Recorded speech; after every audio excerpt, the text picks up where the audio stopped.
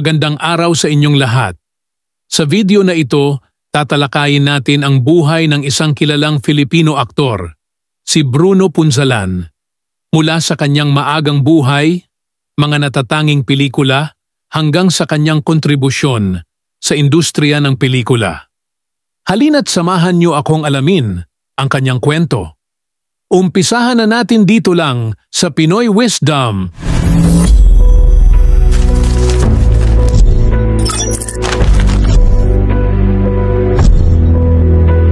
Si Bruno Punzalan ay ipinanganak noong 8 ng Nobyembre 1929 sa Pilipinas. Sa murang edad, nagpakita na siya ng interes sa pag-arte at naging bahagi ng iba't ibang produksyon. Kilala siya sa kanyang mga natatanging pagganap bilang kontrabida at karakter aktor sa mga pelikulang Pilipino. Nagsimula ang karera ni Bruno Punzalan sa industriya ng pelikula noong dekada 50s. Isa sa kanyang unang pelikula ay ang Tagani noong 1956. Sa kanyang mahabang karera, nakilala siya sa kanyang mga kahanga-hangang pagganap sa iba't ibang genre ng pelikula mula sa aksyon, horror hanggang sa drama. Patuloy na umangat ang karera ni Bruno Punzalan sa pamamagitan ng kanyang mga natatanging pagganap sa mga pelikulang tulad ng Anak ng Bulkan, 1957, kung saan gumanap siya bilang Mang Canuto, ang malupit na ama-amahan ng karakter ni Ace Vergel. Bukod dito, nakilala rin siya sa pelikulang Salome, 1981, kung saan gumanap siya bilang isang hermit at baliw na nagbigay ng kakaibang kulay sa kwento. Kabilang sa mga notable na pelikulang kanyang kinabilangan ay ang Mad Doctor of Blood Island, 1969, Brides of Blood, 1968, at Beast of Blood, 1971.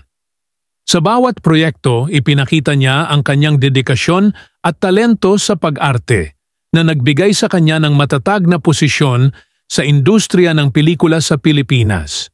Kilala rin siya sa pelikulang Wonder Women, 1973, at Super Beast, 1972. Bagamat matagumpay, hindi rin nakaligtas si Bruno Punzalan sa mga hamon sa kanyang karera.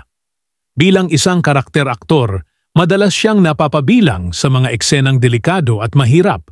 Gayunpaman, ang kanyang determinasyon at pagmamahal sa sining ng pag-arte ay nagbigay sa kanya ng mga oportunidad na makapagtrabaho sa maraming pelikula at makilala sa larangan ng showbiz. Si Bruno Punzalan ay pumanaw noong ika-14 ng Abril, 1998. Ang kanyang pagpanaw ay nagdulot ng kalungkutan sa kanyang mga tagahanga at mga kasamahan sa industriya ng pelikula. Sa kabila ng kanyang pagpanaw, ang kanyang mga naiambag sa larangan ng pelikula ay patuloy na nagbibigay inspirasyon sa mga susunod na henerasyon ng mga aktor at manunood. At diyan, nagtatapos ang kwento ng buhay ni Bruno Punzalan. Isang aktor na nagpakita ng dedikasyon, husay at pagmamahal sa kanyang sining. Naway magsilbing inspirasyon ang kanyang kwento sa ating lahat. Kung nagustuhan ninyo ang video na ito, huwag kalimutang mag-like, mag-subscribe at i-share sa inyong mga kaibigan. Hanggang sa susunod nating kwentuhan. Paalam! Maraming salamat sa panunood. Huwag kalimutang pindutin ang notification bell para lagi kayong updated sa mga bago naming video. Magkita-kita tayo muli sa susunod nating episode. Paalam!